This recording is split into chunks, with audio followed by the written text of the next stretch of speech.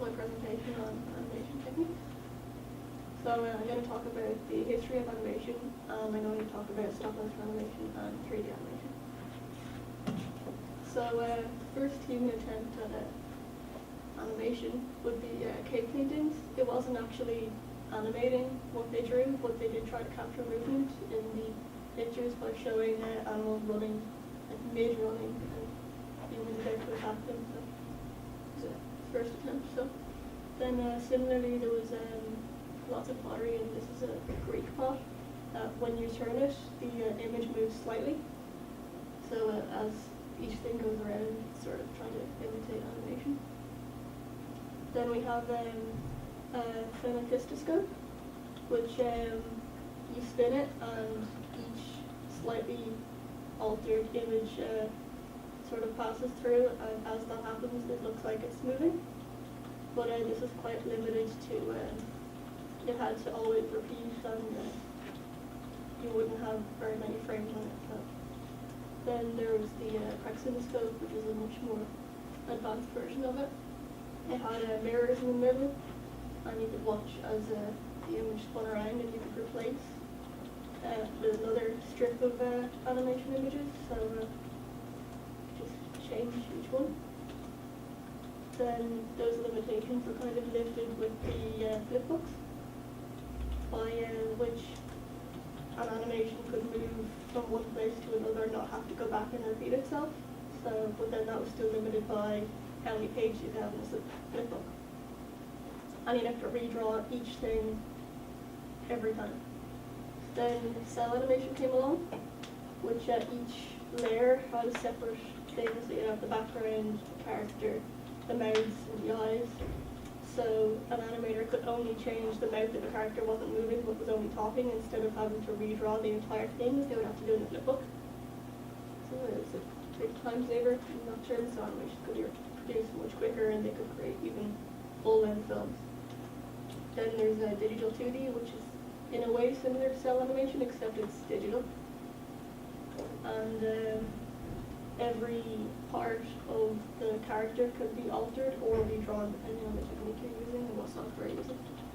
Then there's 3D animation, which a full-scale mesh is created and is altered. I'll be going into that in more detail later.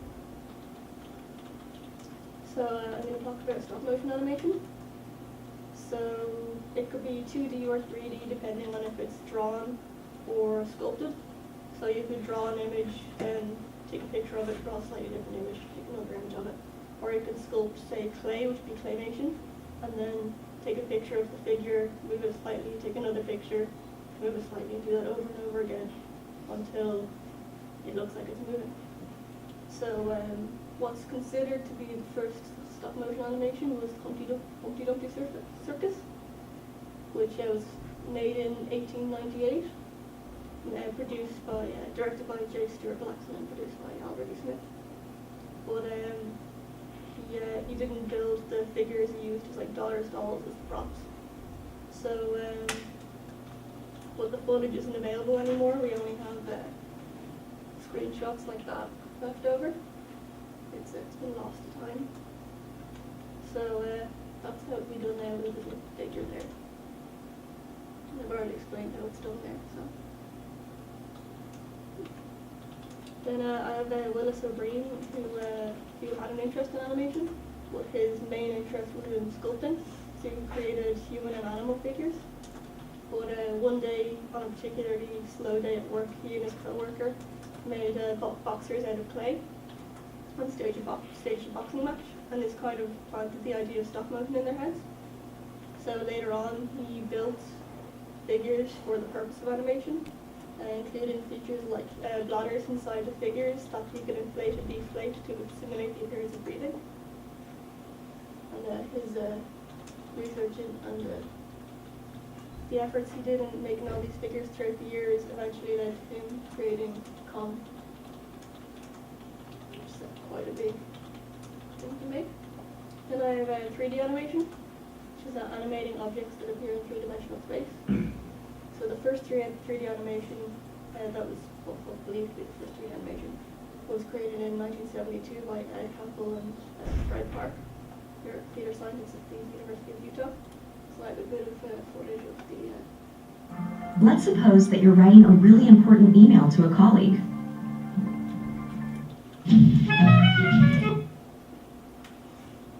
So they made a model of a real hand, put drew verts on it, and then brought that into a computer and animated it.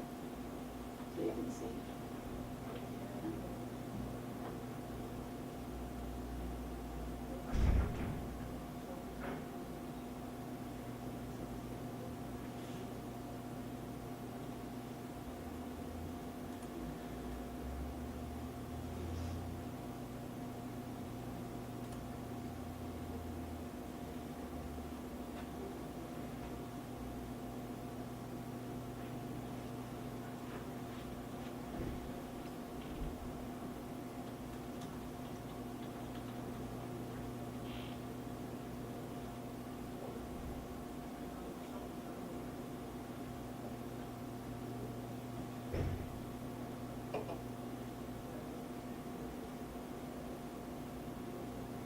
They slowly built it up and made a final sequence of the hand moving, fingers flexing individually.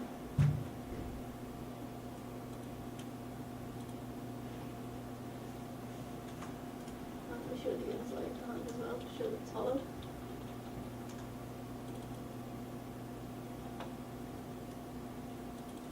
And they went on then and made some faces.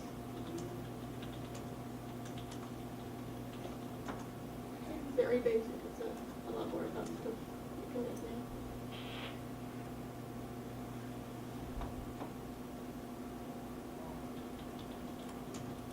That was all made in extremely limited technology. So just to show how technology has advanced since, say, 1956, which is even after that animation was first made, we have a stunning 5 megabyte hard drive there, worth $35,000, but now even far more than 5 megabytes would fit on your finger now. But as all this technology became cheaper and more accessible, and as the software advanced along with it, animation became a lot more detailed. 3D animation became a lot more detailed, and even some software being free for people to animate themselves. So how 3D animation works is an animator creates the 3D object virtually. So what makes them up is geometry. So you have the vertex as the corner, the edges and the faces all make up the object, and of course that's a very simplified image. A human would have far more vertices, edges and faces in their geometry. So then the 3D model must be painted with textures for realism. So all the faces, it's all like a box would be brought out like that, but a face would be far more detailed and each thing would have its own textures. So then the bone system is set up, and through rigging the bones are connected to form the mesh, and then keyframing is used to capture the animation and then it's exported as a video. So then I have Pixar. The history of how Pixar was made was Steve Jobs bought the computer graphics division of Lucasfilm in 1986, and that was made into Pixar. They had some success making animated shorts, and then there was Luxo Jr., the first 3D computer animated film being nominated for Best Animated Short Film Oscar.